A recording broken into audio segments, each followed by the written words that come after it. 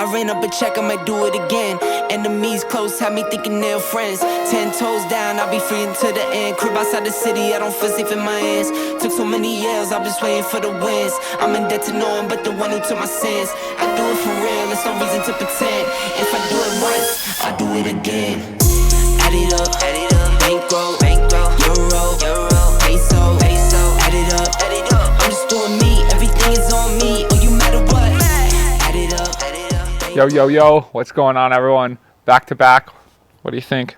I think it looks pretty good on me. What do you say? Here we are, going to come in with a race report.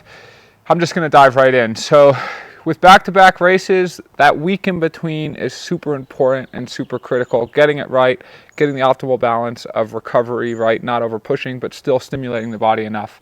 Now, I thought I was doing a pretty good job, but what's interesting is I woke up the day before the race, going through the usual pre-race routine, and normally I get a bit of a feeling in my legs of, okay, I've got really dynamite legs, or I've got not so good at legs. And so the legs the day before the race, they just simply were not that good.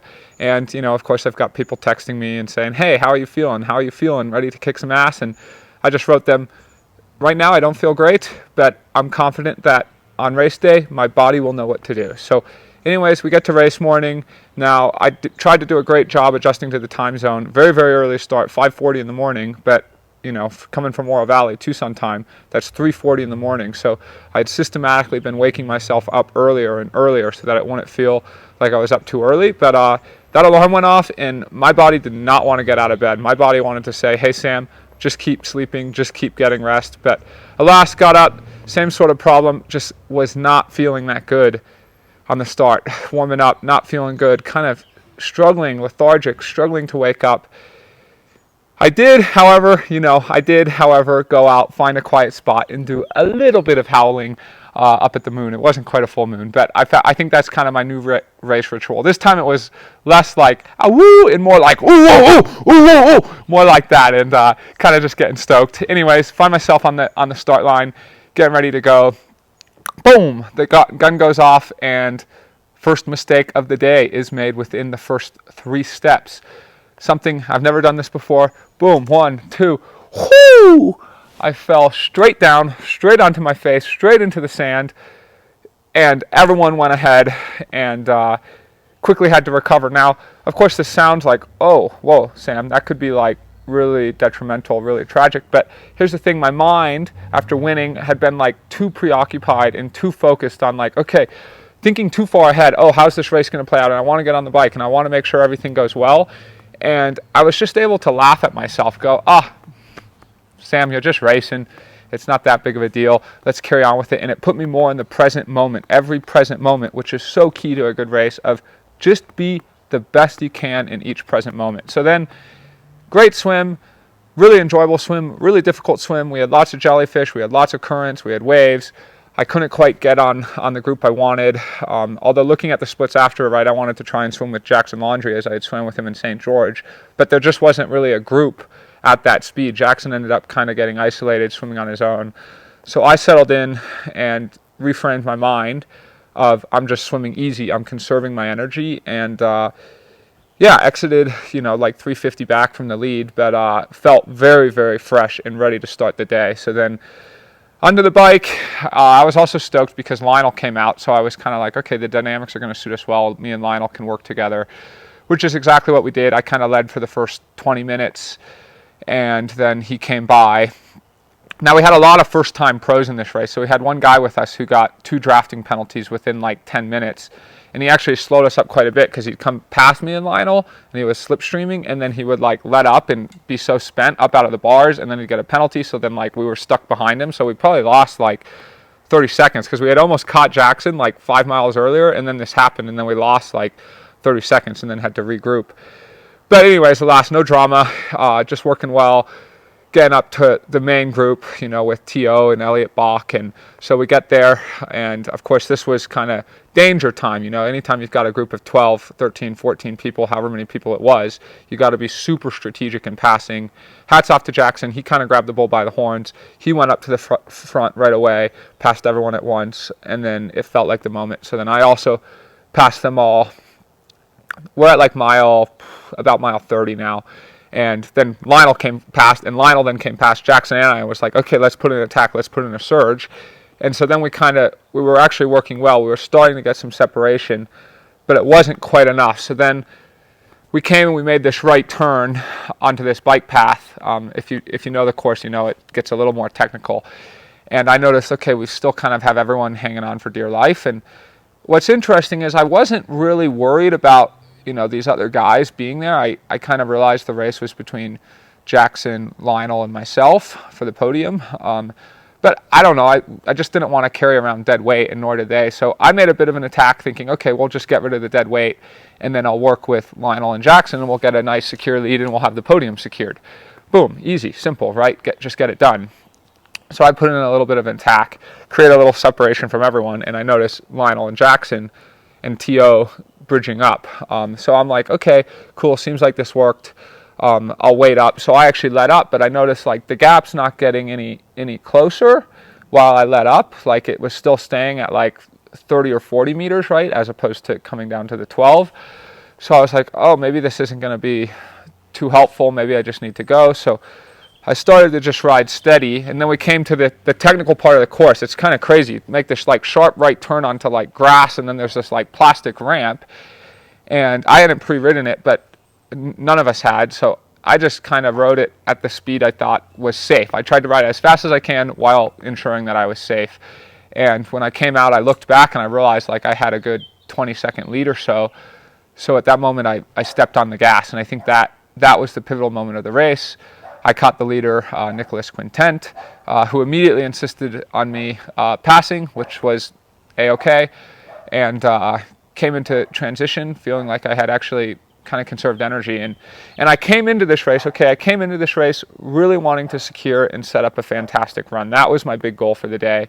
I was actually really planning on a run battle, and so I was a little disappointed in a way that it wasn't a run battle. I had good run legs. I just kind of started cruising. But I will tell you, the run was straight up trippy, and here's why, right? The guy who I finished the bike with, Nicholas Quintent, he cut the course on 2 laps, and so at first it's like, oh, I'm getting a big lead, and I'm hearing splits, and it's like, oh, hey, Sam, you're 3 minutes ahead, and then suddenly it's going back down again to like, oh, Sam, now you're 30 seconds ahead, and I'm kind of like, what? How's this possible? But people weren't even really saying who, so I thought like Lionel was like making some crazy charge at me to pass me, and once again, I wasn't wearing my watch, so if I realized, I thought I was running pretty well, but I'm like, well, maybe it's in Lionel's nature to run that fast, and so anyways, what was really trippy is I actually passed Nick on the second loop. So he was taking off quite a bit, but I thought he was like one of the lead age groupers, and that Ironman was now filming the lead age groupers, because this guy was like, he was actually moving slower than most of the age groupers out there. So I thought, oh great, he's the lead age grouper. He had a fast bike, and he's struggling on the run, and they're filming him. And then same thing on the third lap. It was kind of like, oh, Sam, you've got a 3-minute lead, and then it kind of came down to like 30 seconds again, and I'm like, whoa, I'm charging. So like in a way it was good, because I never really knew that I was secure, but I do think it's a huge problem for the sport that this is now happening on multiple instances, like, because it's a shame. Nick sort of robbed that, particularly from like Jackson, right? Because Jackson finished third, but because Nick crossed the line in third, everyone kind of was giving him props, and then Jackson didn't get the props he deserved for being on the podium. And I would think you would kind of remove yourself from the course. So I don't know. I thought it was really interesting. You can decide what you think. That he happened to lose his timing chip at the same time he went off course, and that then he went off course twice. And also he was riding, let's just say, way to the left of the road where the lead moto was when I caught him on the bike. And the third fact is that I looked into it a little bit. He got disqualified at Oceanside he got a drafting penalty, and then didn't stop at the penalty tent. So anyways, great race. It was a little bit of a shame to have that happen. Hats off to Lionel on second and Jackson on third. And I guess it was a good thing, because it made me run more scared than I needed to. So now we come to the conclusions. We come to the results. We come to, what does this mean, right? Two wins. It's actually my third win, because I was coaching myself for Indian Wells. So I'm 3 for 3 self-coached. And I think I want to revisit this, because I've noticed an ongoing dialogue, and I think there's a lot we can learn through this. So I just wanted to revisit it. I think anytime, okay, this is a general life lesson, not just for coaching.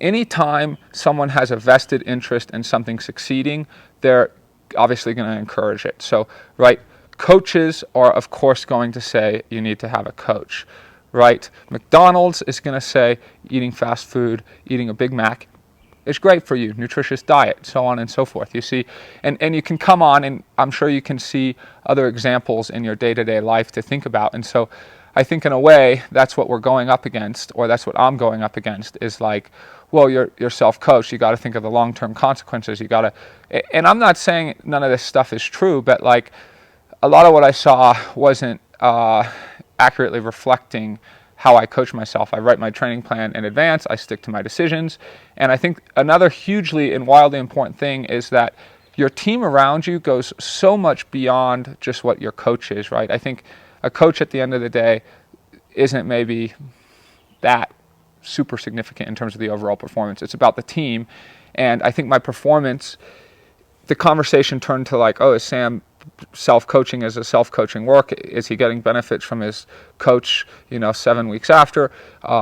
Is the self-coaching going to work 5 weeks from now, so on and so forth? And it's like, instead there should be a look at like the whole team I've created around me, and that starts first and foremost with Laura this year, with her being pregnant. Like, we totally amplified the team effort, right? Like, I passed off so much of the management and sponsorship work to her, so I'm way less stressed out. I've got way less on my plate than I used to have. I mean, she's going to the grocery store 90% of the time. I don't even have to go to the grocery store.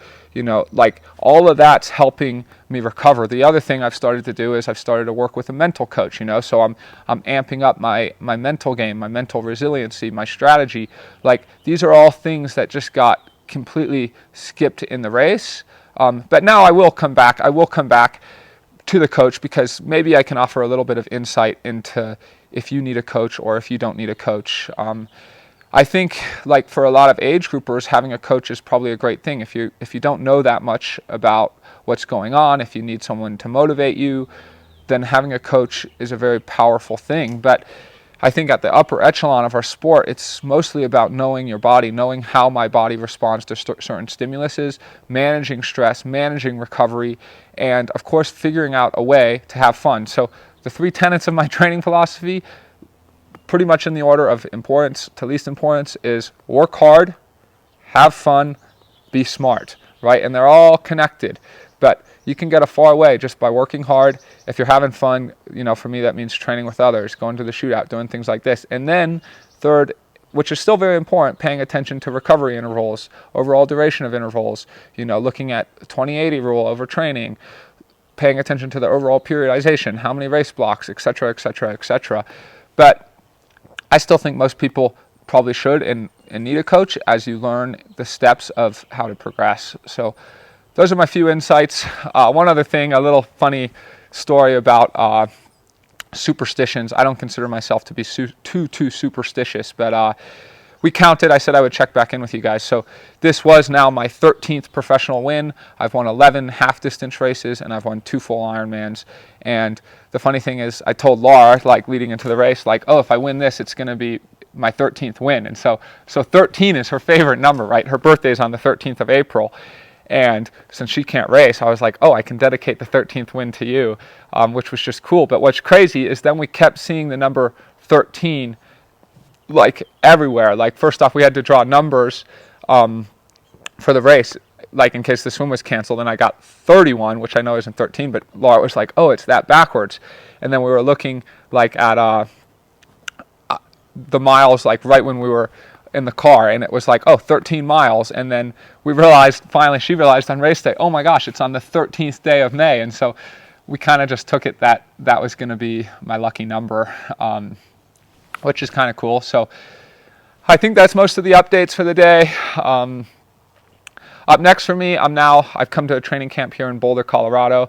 I'm here for 6 weeks. I'm getting excited and ready in 1 month for 70.3 Boulder. So that's the next objective. just really looking forward to continuing the momentum, continuing the progress, paying attention to my body, staying in tune with my body. And I encourage you, to stay in tune with your body, to pay attention to the things in your life that aren't suiting you, to cut out what's not suiting you, and to hone in, to embrace, to support those that help you be better. So thanks so much for tuning in. We'll see you at the next one. And I hope, obviously it's easy to be graceful when you're winning, but I hope I can be even more graceful when I'm losing, like the rest of this year if it happens, which it will happen. You never win everything. And to just realize that it's a beautiful thing I got to do, to be out there and enjoying it and having fun. We are about to bump into the 500. Numbers are looking good. Numbers are still going up. Come on.